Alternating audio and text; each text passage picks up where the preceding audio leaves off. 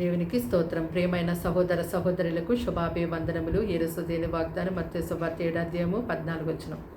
జీవమునకు పోవు ద్వారము ఇరుకును, ఆ దారి సంకుచితమై ఉన్నది, దాన్ని కనుగొని వారు కొందరే. చూడండి, క్రీస్తును వెంబడిస్తున్నటువంటి వారిలో కొందరు నాకెప్పుడు అనారోగ్యం రాకూడదు, నాకు ఎలాంటి కష్టాలు ఇబ్బందులు కలగకూడదు, ఎటువంటి శ్రమలు నా మీదకి రాకూడదు, నేను ఎప్పుడు సౌఖ్యంగా సుఖంగా బ్రతకాలని కోరుకునేవారుగా ఉంటారు.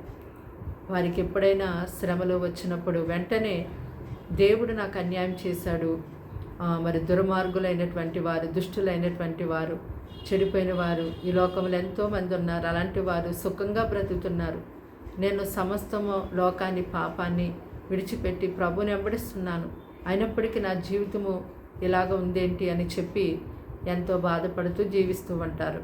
అయితే ప్రభు తెలియచేశారు తన వాక్యంలో, మీరు నన్ను వెంబడిస్తున్నందుకు మీకు శ్రమలు కలగవని ఆయన చెప్పలేదు.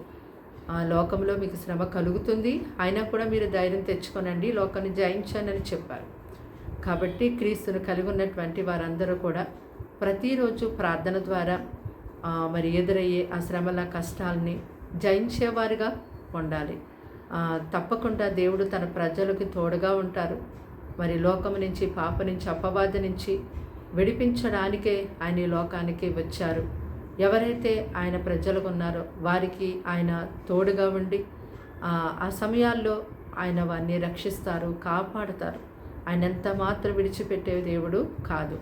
అయితే దేవుని యొక్క వాక్యలో మనం చూస్తున్నాం, దేవుని రాజ్యంలోనికి ప్రవేశించాలి అంటే ఈ లోకంలో మనం అనేకమైన హింసలు, బాధలు, శ్రమలు అనుభవించిన తరువాతనే ఆయన రాజ్యంలోనికి ప్రవేశిస్తాం.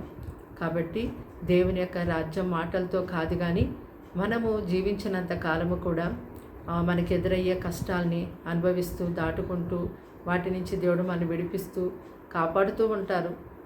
మరి మనం అలా క్రీస్తుతో కలిసి జీవించడం ద్వారా దేవుడు మనకి ఆయన రాజ్యంలోనికి ప్రవేశించడానికి ఎంతో సహాయం చేస్తారు.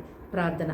దేవానికి వందనములు, స్తోత్రాలు, స్తుతులు చెల్లిస్తున్నాం తండ్రి. మాటలు వింటున్న నీ ప్రజలను మీ రక్తముతో కడిగి పరిశుద్ధపరచండి. వారి ఆలోచన మార్చండి, వారి తలంపు మార్చండి, వారి క్రియలు మార్చండి, వారి ప్రవర్తన, వారి నడక మార్చండి. వారిని ఇష్టలుగా జీవించుటకు సహాయం ఇచ్చేతండి. నీ ఆలోచనతో నింపి నడిపించండి. వారి గృహములో వారిని పరిశుద్ధాత్మతో నింపండి. ప్రతి అపవిత్రాత్మను చెడిపించండి. ఇదిగో ప్రభు, నీ వాక్యమును సరిగా అర్థం చేసుకునే దైవిక జ్ఞానం వారికి ఇవ్వండి దేవా. పరిశుద్ధుడా తండ్రి, అయ్యా నీ యొక్క రాజ్యములో ప్రవేశించుట కొరకు అయ్యా మేము సిద్ధపడేవారిగా ఉండటకు సహాయం చేయండి. పరిశుద్ధాత్మదేవ, ఎవరైతే నాని సమయమందు ఎలాంటి ఇబ్బందులో ఉన్నారో తండ్రి విడిపించి రక్షించి కాపాడండి.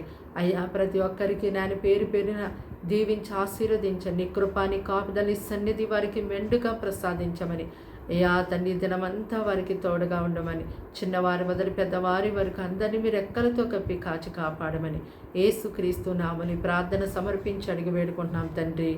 ఆమేన్.